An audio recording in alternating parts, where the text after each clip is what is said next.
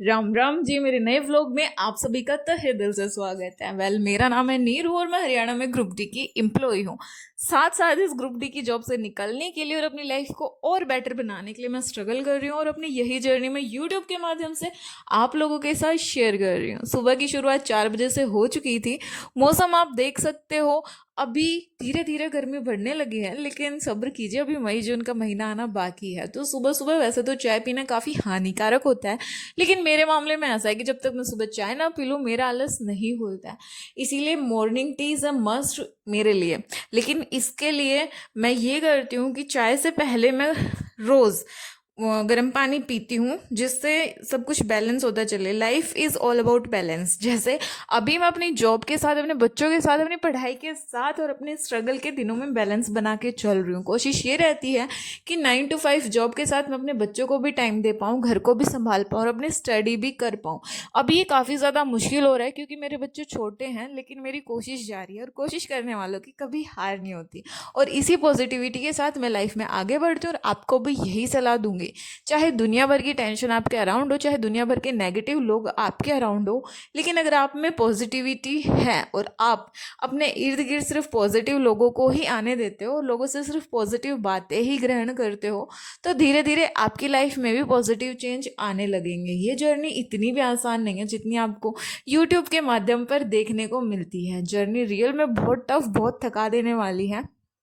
और 9 to 5 job के साथ मुझे स्ट्रगल इसलिए भी करना पड़ रहा है क्योंकि जहाँ मैं जॉब करती हूँ स्टेशन की दूरी मेरे घर से 60 किलोमीटर है। अब डेली 60 किलोमीटर आना जाना वास्तव में काफ़ी थका देने वाला होता है। लेकिन जब आपके पास सपने बड़े बड़े होते हैं, जब आप एक ऊंची उड़ान भरना चाहते हो, तो आपको स्ट्रगल भी उसी लेवल का करना पड़ेगा।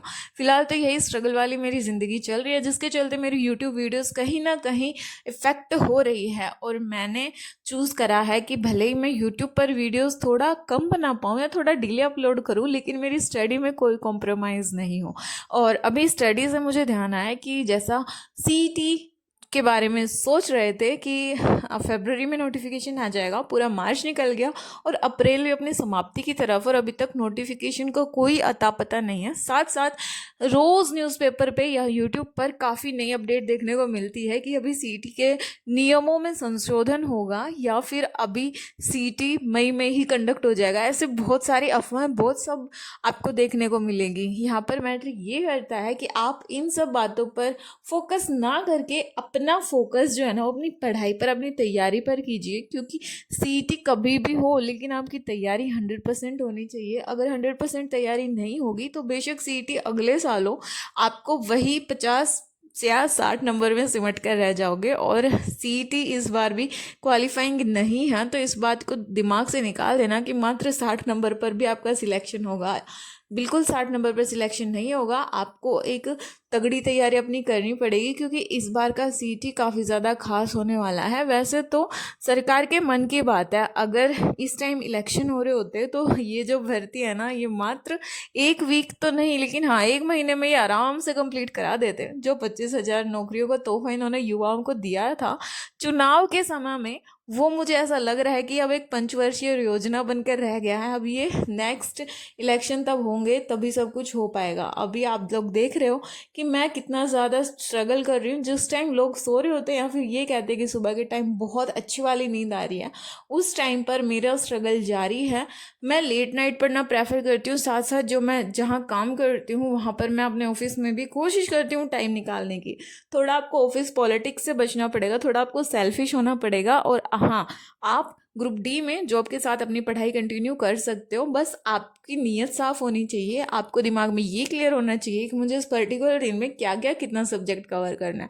सुबह के टाइम में मैं ज़्यादा कुछ फैंसी नहीं बनाती, बेसिक बेसिक खाना बनाती हूँ बिल्कुल, क्योंकि हमारे घर में जो लोग हैं उनको ज़्यादा फैंसी खाना पसंद नहीं है। हम लोग बेसिक अपना सादा सिंपल खाना पसंद करते हैं और वही मैं बनाने की कोशिश करती हूँ, क्योंकि जल्दी बन भी जाता है, सब लोग खा भी लेते हैं। और कुछ नया एक्सपेरिमेंट करना चलो तो फिर ऑफिस के लिए तो लेट होना तय है। और जहाँ आप जॉब कर रहे हो, जहाँ से आपको इनकम मिल रही है, जहाँ से आपकी फाइनेंशियल स्थिति सही हो रही है, मेरे हिसाब से वहाँ आपको अपने वर्क प्लेस के प्रति भी ईमानदार रहना चाहिए। आपको टाइम पे पहुँचना चाहिए और लापरवाही किसी भी क्षेत्र में नहीं करनी चाहिए, क्योंकि फिर वो धीरे धीरे आपकी आदत बन जाता है और फिर ज़िंदगी भी आपको एक लापरवाही की तरह ही ट्रीट करती है। तो यहाँ पर मैं बना रही थी खाना और काफ़ी लोग मेरे को ये बोलते हैं कि आप चूल्हे पर खाना बनाते हो, इसमें लेट नहीं होते हो क्या? पता है, अपनी आदत आदत की बात हो जाती है। इतना ही टाइम आपको गैस पे रोटी बनाने में लगेगा और इतना ही टाइम आपको चूल्हे पर रोटियां बनाने पे लगेगा। बस आपके माइंडसेट की बात होती है। सभी के पास वही 24 घंटे होते हैं और उन्हीं 24 घंटों में वो वही सब करते हैं जो कहीं ना कहीं हम करने की सोच रहे होते हैं लेकिन नहीं कर पाते। रीज़न सिर्फ वही है कि या तो हमें पता नहीं होता कि नेक्स्ट टू नेक्स्ट हमें क्या करना है, या फिर हम इतने लेज़ी रहते हैं अपनी लाइफ शेड्यूल में कि चाहकर भी वो काम नहीं कर पाते। किसी भी दिन को प्रोडक्टिव बनाने का सबसे बेटर तरीका यही है कि अपने दिन को प्लान करा जाए। आपको पता होना चाहिए एक पर्टिकुलर दिन में आप क्या क्या कितने समय में कंप्लीट करने वाले हो, और फिर देखना आपको शुरू में प्रॉब्लम होगी। मैं ये नहीं कहती कि आप एक दिन में ही बिल्कुल परफेक्ट बन जाओगे। अगर आपको एक दिन में 10 काम कंप्लीट करने हैं तो फर्स्ट डे आप 10 में से 8 काम ही कंप्लीट कर पाओगे, लेकिन आपको अंदर से ये तसल्ली रहेगी कि जो टारगेट मैंने खुद को दिए थे वो टारगेट मेरे पूरे हो रहे हैं। और यकीन मानिए, एक दिन आप अपनी प्लान कीजिए और फिर उसके बाद आप देखिएगा पॉजिटिव रिस्पॉन्स। जो काम सिर्फ आप अपने माइंड में सोचते रह जाते हैं वो प्रैक्टिकल लाइफ में होने स्टार्ट हो जाएंगे और धीरे धीरे आपको काम करने की आदत लग जाएगी। अभी आप देख सकते हो 7:57 हो चुके हैं और मैं अपने ऑफिस के लिए निकल पड़ी हूँ। ऑफिस पहुँचते पहुँचते मुझे काफ़ी टाइम लग जाता है और मेरी तबीयत काफ़ी ज़्यादा ख़राब हो जाती है क्योंकि मुझे मोशन सिकनेस होती है बहुत ज़्यादा। इसीलिए मेरे हस्बैंड मुझे इस मामले में काफ़ी हेल्प करते हैं। मुझे ऑफिस तक ड्रॉप डेली करते हैं, आने का मैं खुद मैनेज कर लेती हूँ लेकिन ड्रॉप करने वही जाते हैं। तो यहाँ पर हम दोनों अपनी लाइफ को डिस्कस करते हुए चल रहे हैं और पूरे दिन के यही मोमेंट्स होते हैं जो अब हम हस्बैंड वाइफ एक दूसरे के साथ स्पेंड करते हैं। बाकी तो पूरा दिन वो अपनी लाइफ में मस्त रहते हैं, मैं अपनी लाइफ में मस्त रहती हूँ। मतलब हमारे पास काम इतने ज़्यादा हैं और जो टाइम हमें मिलता है एक दूसरे के साथ हम वही अपना टाइम स्पेंड करते हैं। और मुझे ऐसा लगता है कि एक अच्छा जीवन साथी होना एक बहुत ही बड़ी ब्लेसिंग है, क्योंकि यहाँ से अगर आप सॉर्ट आउट रहते हो तो आप फर्दर अपनी चीज़ों को प्लान कर सकते हो। आप लाइफ में बहुत कुछ प्लान कर सकते हो, बहुत कुछ नया एक्सपेरिमेंट कर सकते हो, क्योंकि आपको पता होता है कि अगर आप गिरोगे तो आपको उठाने के लिए हमेशा आपके साथ एक हाथ खड़ा है, आपका सपोर्ट सिस्टम हमेशा आपके साथ है। इसीलिए एक सच्चा जीवन साथी होना बहुत ज़्यादा ज़रूरी है, क्योंकि वो आपको आपके अप्स एंड डाउन्स हर तरीके से सपोर्ट करता है। और ये हम अपने गांव की तरफ घर वापसी में पहुंच चुके हैं और यहाँ पर देख सकते हो कि लावनी हो चुकी है और शाम का टाइम था, दिन बिल्कुल ढल चुका था। तो आप देख सकते हो कि सुबह से शाम तक मेरा लाइफ कितना ज़्यादा हेक्टिक रहता है। शाम के 6 बजने में 10 मिनट है और इस टाइम मैं घर पहुँची। घर पहुँच के देखा तो ये मैडम अपना फ़ोन में बिजी थी और बेटा यहाँ पर देख रहा है। ये एक्सरे, एक्चुअली मेरे हस्बैंड को थोड़ी सी चोट लग गई थी तो उसी के चलते हमने एक्सरे कराया था।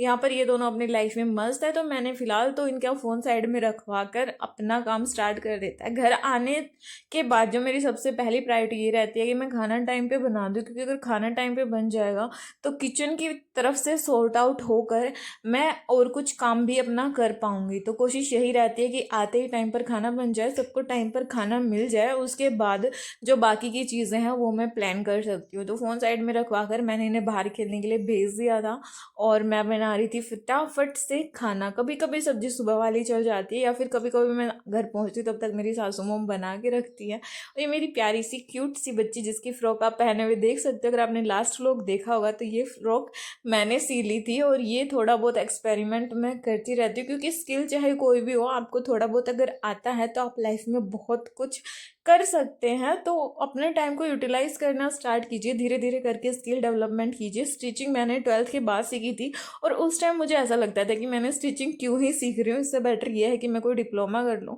लेकिन यकीन मानिए, लाइफ के इस फेज़ में जो स्टिचिंग मैंने सीखी थी मेरे बहुत ज़्यादा काम आ रही है।